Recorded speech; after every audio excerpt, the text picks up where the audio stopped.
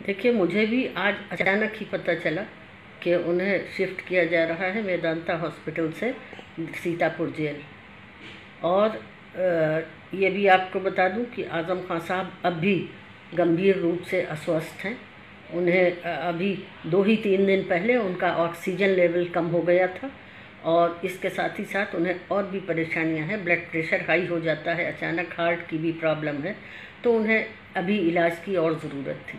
लेकिन मैं नहीं जानती हूँ कि किन कारणों से, किन वजहों से या किसी साजिश के तहत उन्हें मेदांता से शिफ्ट किया गया जेल, और इतनी गोपनीय परिस्थितियों में कि हम परिवार वालों को भी किसी को कानो कान खबर भी नहीं हुई।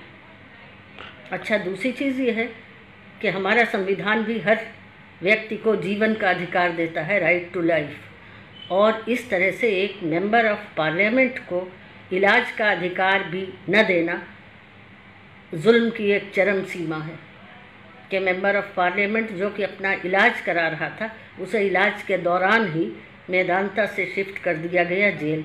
जेल में जाहिर है मरीज़ों के लिए सुविधाएं हैं, लेकिन इतने गंभीर मरीज़ों के लिए जाहिर है बहुत सी चीज़ों की ज़रूरत पड़ती है, बहुत सी मशीन्स की ज़रूरत पड़ती है जो कि जेलों में उपलब्ध नहीं होती हैं। दूसरी सबसे बड़ी जो परेशानी ये है कि मैं भी 10 महीने जेल में रह चुकी हूँ और मैं जानती हूँ कि जेल 7 बजे बंद हो जाता है और उसके बाद सुबह खुलता है 5 बजे। तो जेल में अगर कोई अचानक बीमार हो जाता है या कुछ हो जाता है तो इत्तला जाने में, जेल खुलवाने में 1-2 घंटे लग जाते हैं और उसके बाद डॉक्टर को उपलब्ध कराने में भी समय लगता है। तो इन परिस्थितियों में अगर आज़म खान साहब की कोई भी तबीयत ख़राब होती है या उनकी सेहत में कोई गिरावट आती है या कुछ भी होता है, तो जिम्मेदार जिसने भी करवाया है मेदांता से शिफ्ट, प्रशासन हो चाहे जो भी हो, प्रशासन हो, हॉस्पिटल हो या जो भी हो, वही लोग जिम्मेदार हों कि वो बेहद कमज़ोर हो गए हैं और उन्हें अभी भी पोस्ट कोविड प्रॉब्लम्स हैं, कॉम्प्लिकेशंस हैं। तो ऐसी स्थिति में एक व्यक्ति को ज़बरदस्ती एक आदेश थमा देना कि आपको शिफ्ट किया जाता है, मेरे ख़्याल से इससे ज़्यादा जुल्म और कोई नहीं हो सकता। और वो व्यक्ति जो कि एक मेंबर ऑफ पार्लियामेंट है, जो कि स्वयं कानून बनाती है, क्या उस कानून में यह है कि एक व्यक्ति को, बीमार व्यक्ति को ज़बरदस्ती एक आदेश थमाकर और शिफ्ट कर दिया जाए जेल में, जहाँ के इतनी ज़्यादा सुविधाएं भी नहीं हैं कि एक आज़म साहब गंभीर रूप से कोरोना से पीड़ित रहे हैं।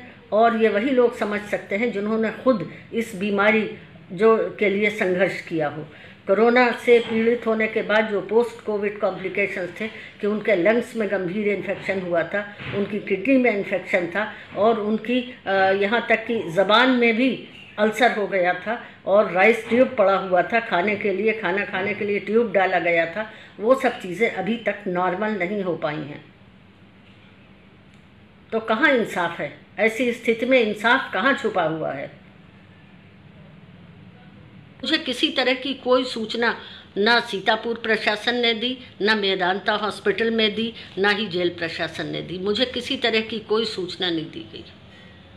नहीं, वहाँ तो जाहिर है उन्होंने, उनके पास मेदांता में तो ऑक्सीजन लेवल बढ़ाने के लिए हैं ही सारे उपकरण, वहाँ तो उन्हें पूरी सुविधा दी गई। लेकिन जिसकी ऑक्सीजन लेवल भी कम हो रहा हो, जिसका ट्रीटमेंट भी चल रहा हो किडनी का, और जो उनके कॉम्प्लिकेशंस हैं, हाई बीपी वगैरह, अभी कुछ दिन पहले क्रिएटिनिन भी बढ़ गया था, तो क्या इन परिस्थितियों में उन्हें जेल में शिफ्ट करना चाहिए था या सिर्फ एक जुल्म करने की खातिर किया गया? अगर ये जुल्म की खातिर किया गया है तो फिर